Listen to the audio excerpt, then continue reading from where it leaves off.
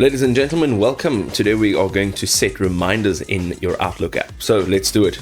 All right, ladies and gentlemen, we are in Outlook. We're going to go over to the left-hand side. We're going to look for calendar. I am using the browser version.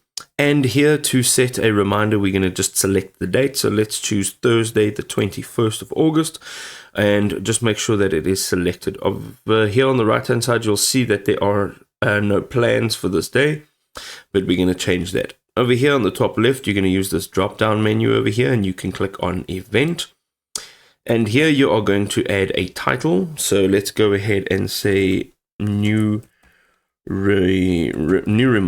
All right. You can also invite attendees. So this is optional. If this is just for yourself, you can just leave this out. You can also add the option to make it a Teams meeting, the Microsoft Teams app.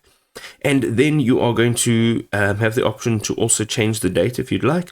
You can then also change the time. So let's say that it's going to be at 5 p.m.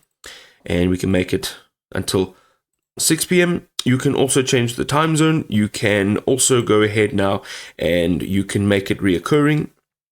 This can be repeated every one day, every 1 week. It can be repeated on specific days of the week, as you can see here.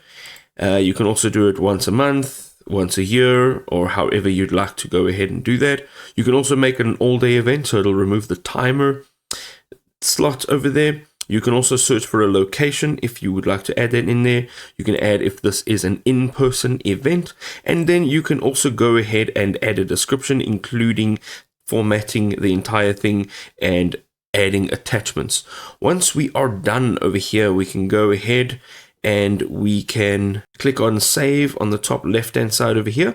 And once you've clicked on save, you will see that the event has been created. It's a reminder. And on this day, at this particular time that you've set in here, you will have the reminder come through to you.